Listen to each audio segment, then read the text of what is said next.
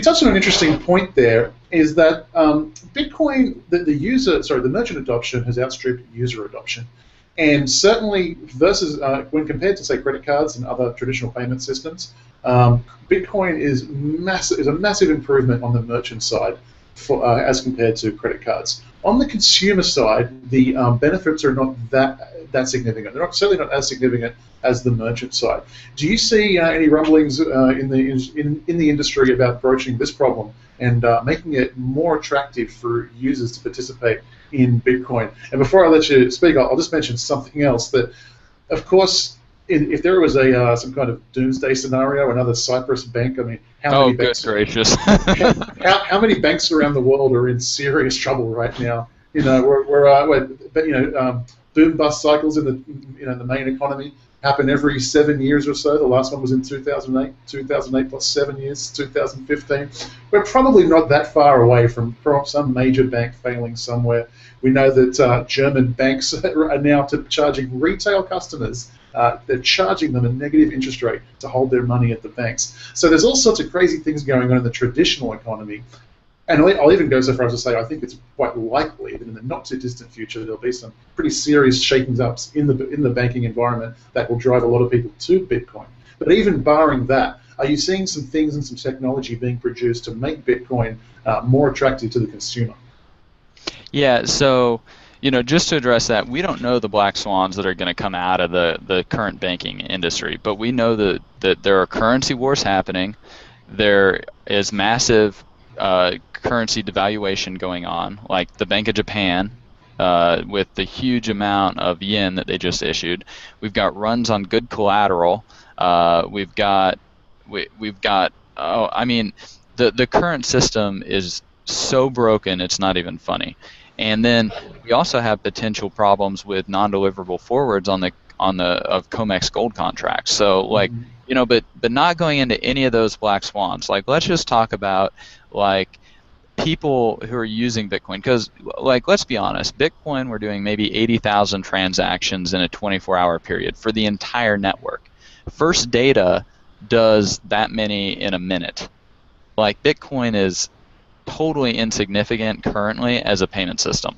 But what we're seeing with it is we're seeing a proof of concept. We're seeing something that is actually working.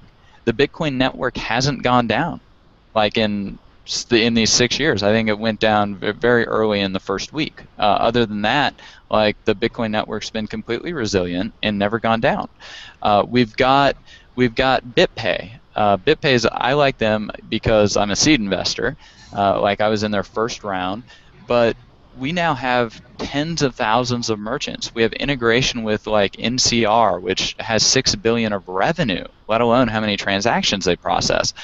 And what we're seeing at BitPay is we're building out all the tools that people need to help accept Bitcoin, make it easy, and make interacting with the Bitcoin network easy. We're building lots of open source tools that anybody can build on. So, and the other issue that you brought up is it's not necessarily easier to use Bitcoin, but it's easier for whom?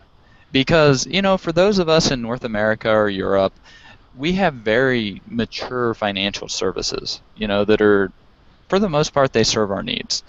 Personally, I like my American Express Business Platinum. I get into the Centurion Lounge. I get to go to the Regus offices. I can charge back anything I want where the merchant doesn't treat me right. There are a lot of benefits to it.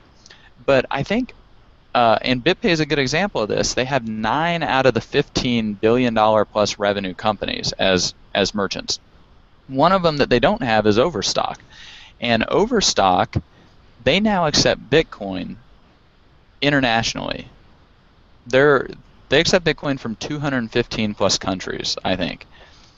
Amazon only accepts payment from 55 countries. So there are 160 countries out there where the people simply can't buy anything with their current financial tools.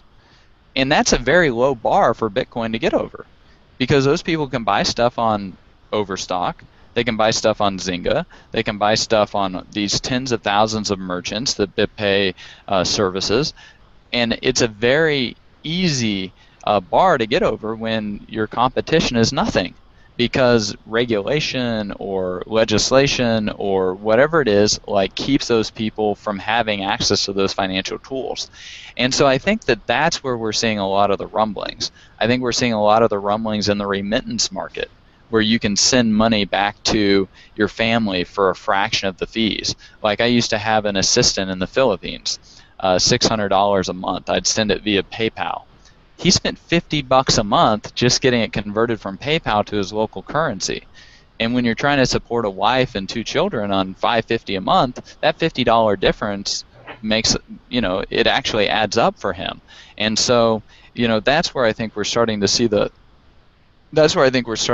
rumblings, is in these developing markets where people are able to add value. I mean, the Philippines, they speak English. They're great. They're good workers if you can manage them properly. And at the end of the day, like, why spend $50 converting their PayPal dollars into Philippine pesos when they can use Bitcoin and do it for $5? So, like, I think that's where we're seeing a lot of the rumblings, is places like Argentina, Venezuela, the Philippines, India, Africa, like all these places where people don't have financial tools, and it's very easy for Bitcoin to get penetration into those markets.